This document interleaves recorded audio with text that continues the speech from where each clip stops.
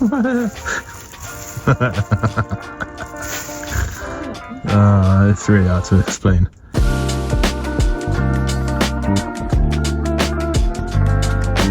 A couple of weeks ago I made a video all about my favourite ways of carrying things on your bike, and I kind of said it would kind of be a series called I like it because I like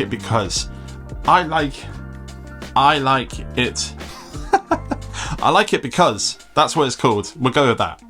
Today's episode is a bit of a varied amount of products. It's kind of componentry and accessories, so we're going to do a little bit of a random sort of things, and this video is brought to you by Magicshine, and they are actually going to feature in this video as one of the products that I very much like.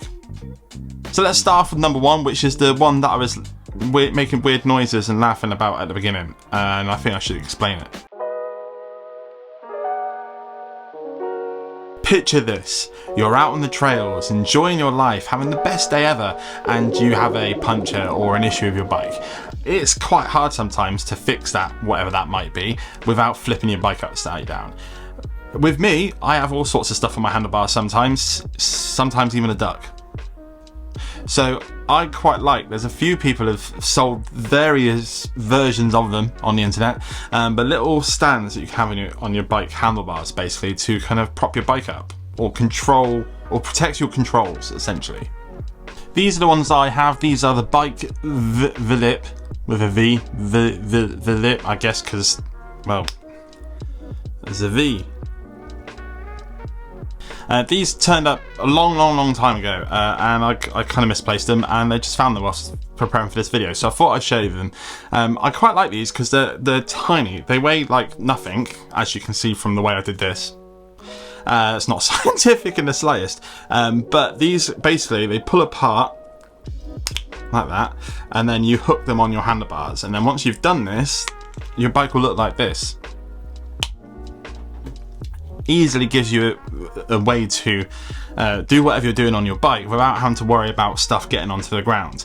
In most scenarios in my head, stuff like if you're in the woods and the grass and dirt and stuff, it's not much of an issue because it will kind of, there's nothing that's hard to mess up your controls. But if you're on road riding and stuff, I do see it being a bit of a benefit. The only problem there, of course, is the fact that these don't really work on drop handlebars. It's only on flat bars. So they're kind of are they actually necessary? Maybe not. And the fact that I have a duck on my handlebars means they don't actually work on my bike either. Do you remember when I said this video was a video about stuff I like? I do like these. I think they're quite fun. And the reason I was laughing at the beginning was because I wasn't quite sure if they were going to reach or like pull my bike off the ground enough. And I had to use a light to kind of see if it had worked or not. And I'd had a couple of beers last night when I was filming this, and I thought it was very funny. Simple as that.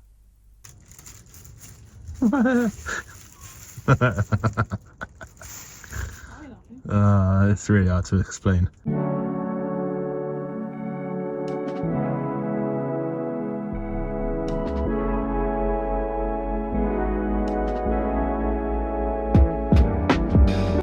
If you go back through my build videos, most of them have one of these, which is a derailleur. But more importantly, this is a Magicshine Advent X, and it is the best. I've been saying that for years now, that it's my favourite derailleur. It's what goes on my bikes. I have, I think, 5 of them that kind of go between bikes. I mean, this one you can see has just come off my stayer for reasons I will share in a very upcoming video. That was a weird sentence. And I've done a hell of a lot of miles on it, and it is just rock solid. Every single one of them's got bash scratches all over it, and they just work flawlessly. The other reason I really like it is the fact that it's super easy to set up. I find some derailleurs, they take a little bit of fiddling around, and even if you've done the same derailleur 5 or 6 times, even in a row, it's still the same amount of fiddling sometimes, and it's not necessarily a big issue, but it's just the fact that the Advent X derailleur, like I've never had it take me much more time than just putting it on, checking the limits, and then riding the bike. It just goes on and then stays put. There's no additional tweaking. Even after it's had a stretch cable, it usually runs pretty well and gives you a chance to then get the cable sorted. So like, I don't know why. They're magic basically, but I can't rate them high enough, and I will probably continue using them. I've used a ton of different derailleurs from a ton of different brands, and I always end up coming back to this one. Nice quick one. I absolutely love it. It's the best.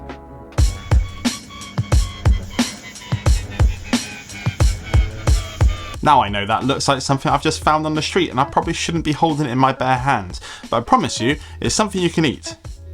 Now this one's loosely bike related, but work with me here, okay? This is the dry brew chewable coffee, right? Hear me out. I'm getting really into my bike packing again at the moment. I've done a few trips this year already, and I've got one in literally a few days. I quite like making coffee when I'm out and about. I quite like having coffee several times throughout the day. I really like it. But sometimes getting your whole coffee setup isn't the right time, or whatever. Long story short, this is a chewable coffee. You eat it the same way, and you eat it instead of drinking it, and it has 65 milligrams of caffeine in it, if that's something you understand. I've tried these a few times now, and it's hard to like really compare it to coffee as far as how it affected me, but I knew I had one just at the end of Brother in the Wild, which was like 75 kilometers or 65 kilometers. It was a long ride, and it certainly perked me back up for the rest of the evening. So I rate them. That I don't know if it's always going to be it's not going to be a better solution than being able to make your own coffees, but sometimes it's quite nice.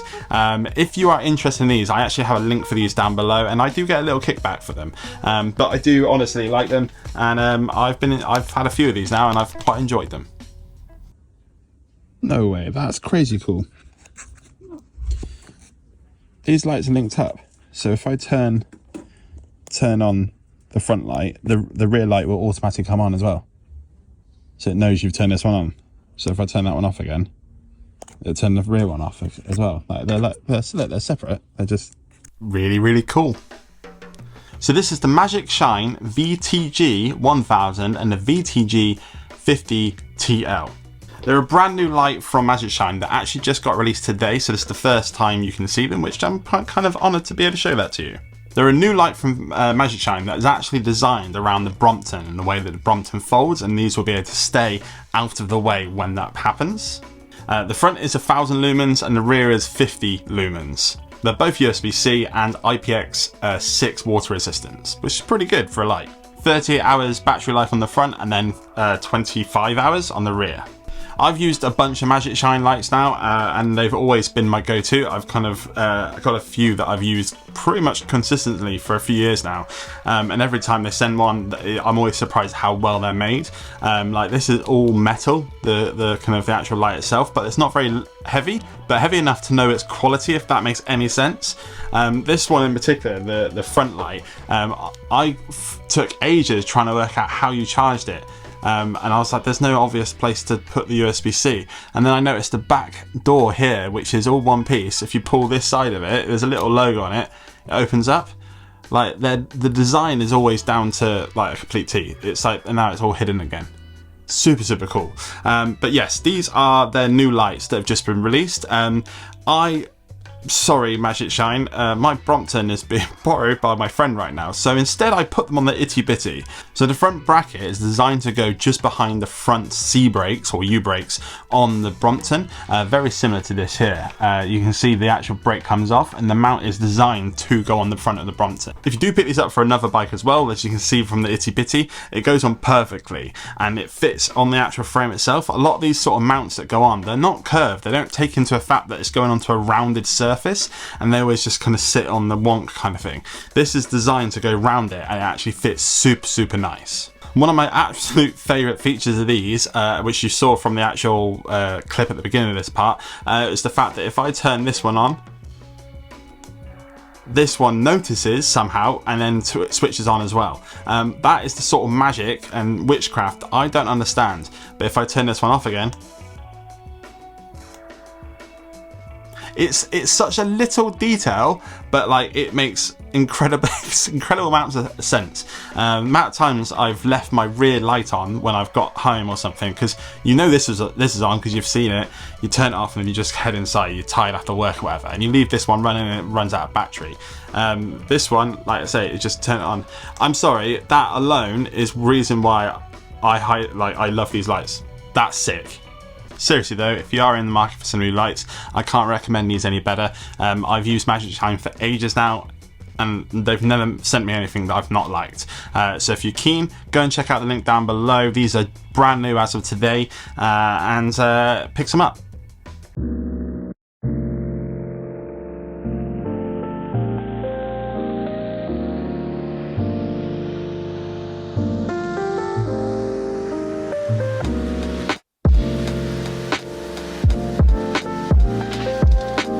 So last but not least, because it's possibly one of my favourite things that I've put on a bike for a long time, is there's a fly in the room.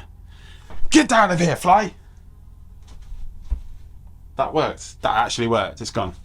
So this is the there and back rack from Velo Orange, and it is by far one of the favourite things I've put on a bike in a long time. Currently have one on my Neutrino, but I also have one on my Steyr. Actually, as I like that one I've just showed you is from the Steyr. I'm doing some bits on it. It will go back on later on today. But I've used it a bunch recently. I used it on the group ride, and then I also used it at Brother in the Wild, and it's been great to kind of hook panniers on it, but also that it has bottle mounts. These bottle mounts that are along the actual side of the thing, there's 6 on each side, and then 6 on this side as well. They're one of the things that I like about this rack that kind of changes it. It's a great rack for just putting panniers on and stuff like that, and stuff on top, but it's nice to be able to put bottle cages and things on there, so you can carry stuff like this. The amount of people that saw me at Brother in the Wild and they were like, did you bring a mini bar with you, or did you with your snacks out or whatever? It was really funny, but it was brilliant to be able to just store snacks, drinks and water bottles and stuff like that. Brother in the Wild is kind of like a bike packing trip where you can kind of dump all your tent and your camp and then you go off for the day for a ride. So it was nice to be able to like take the panniers off and then use the bottle mounts for extra accessories or stuff to carry for the day. So it's really good. I'm headed out to the Swift camp out this weekend, which I will release a video for in the coming weeks, and my plan is to actually have 2 of them. I'm going to use both of them, one on the front and one on the back, and that's the key element for the name, there and back, is the fact that there's a mount that it comes with that you can mount them on the front or the back. So I'm going to try that out. The rear one I'll have my pannier and some bags and stuff on it, and then the front one will pretty much just be snacks and extra water and things like that, and then maybe something on top. I don't know yet, I'm still packing my bike. But if you're interested in racks, I can't remember the exact retail on these off the top of my head, but I remember them being reasonably reasonable anyway for what you're getting, and they're made silly well. They're Velo Orange, you know, they're good products, and I highly rate them, and it is definitely my favourite product that I've put on a bike recently, that's for sure.